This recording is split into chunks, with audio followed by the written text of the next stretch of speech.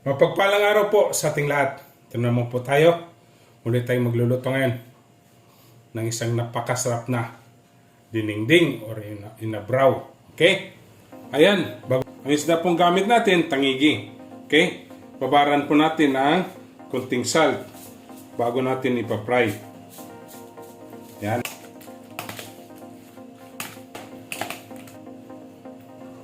Ayan. Maglalagay tayo ng oil. Papainitin po natin. Yan, mainit na po yung ating oil. Lalagay na po natin itong ating isda.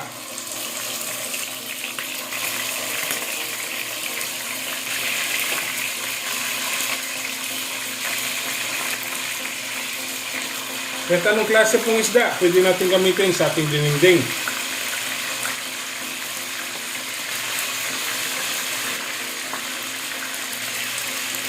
Ayan po, babalik na rin natin.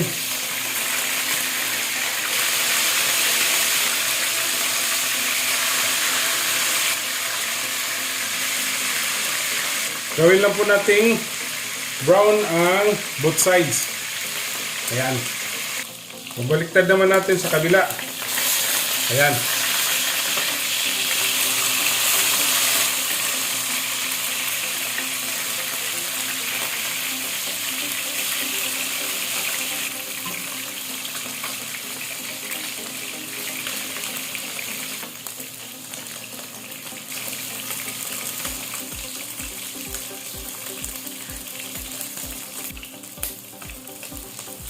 Ayan, brown na po yung both side ng ating fish na gi-fry. Ito na po itong itatabi. Okay?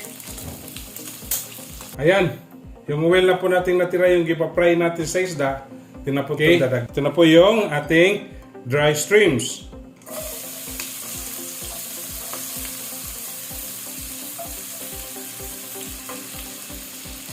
Sabay na po natin yung ating garlic.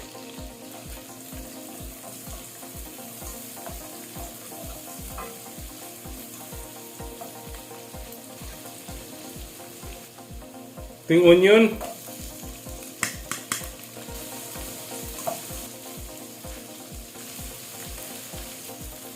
Ating tomato.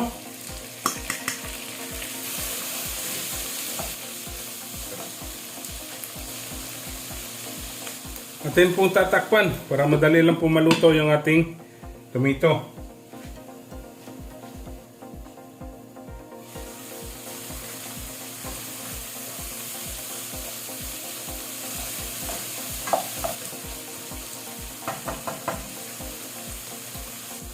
Maglalagay po tayo ng 2 cups of water.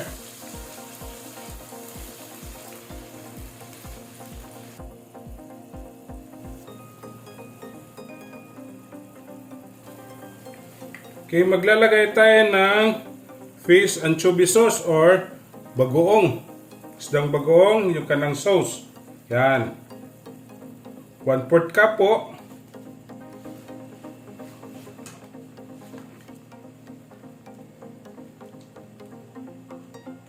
Di po matawag na dinengdeng o inabraw kung wala pong fish sauce. Habang kumukulo siya, lalagay natin tong sweet potato. Mas masarap to. Atin po siyang tatakpan. Papakuluan po natin.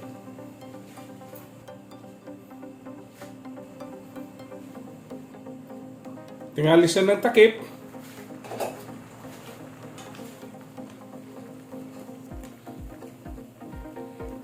Palalambutin po natin ang ating potatoes.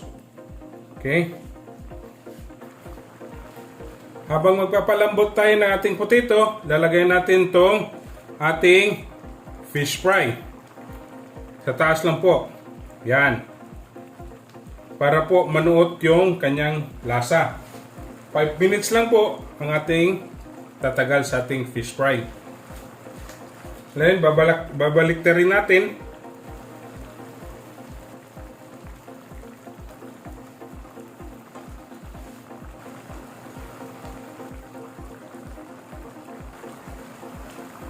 Five minutes na po. hanguin natin tong ating isda. Yan.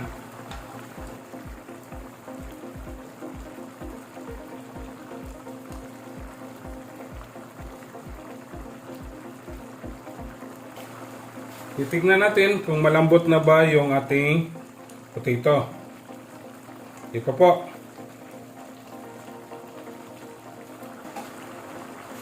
Muli natin tatakpan.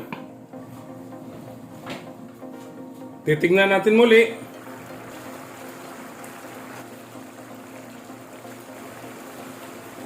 Titignan natin kung malambot na ba. Ayan. Yung malambot na po. Yan, gaganituhin natin yung ating ibang potato. Smash lang po natin para lalo pong sumarap. Katapos po, haluin natin.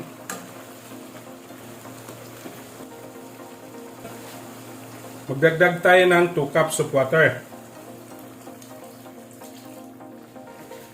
Lagay natin yung chili, yung ating eggplant or talong,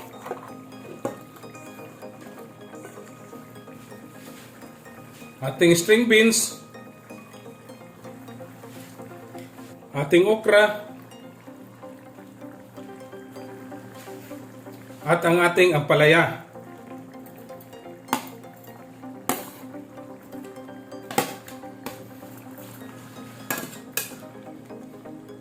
Wow!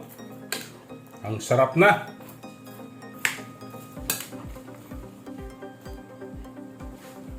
Atin po tatakpan. Tayin po nating kumulo. Yan, kumulo po.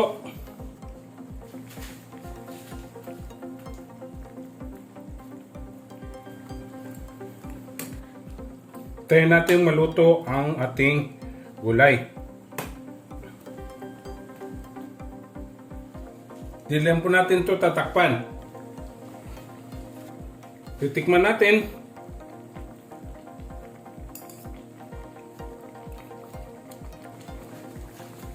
Kulang pa po para sa akin. Maglalagay tayo ng liquid seasoning.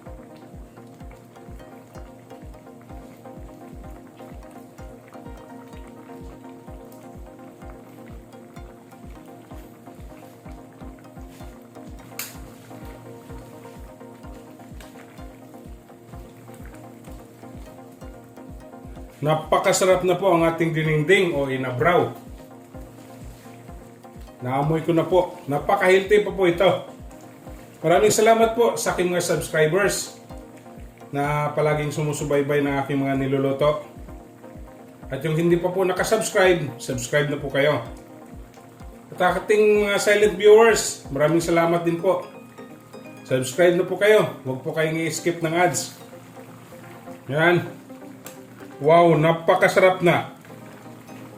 Ating napaka-healthy recipe na dininding o rin na brown.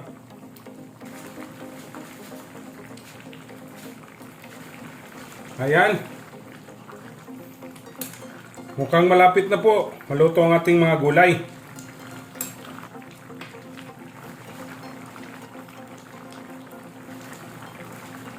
Ayan po, luto na po yung gulay natin. Lalagay natin tong ampalaya leaves. Kahit ano pong dahong gulay, pwede po natin lalagay.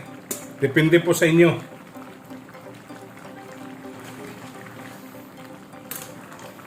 Wow! Ayan, 3 minutes na po. Babalik natin yung ating isda.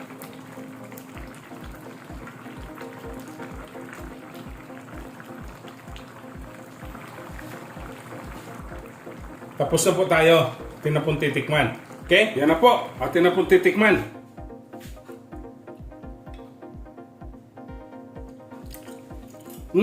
Napakasarap eh. Don't forget to subscribe my YouTube channel, Kuya Biz TV.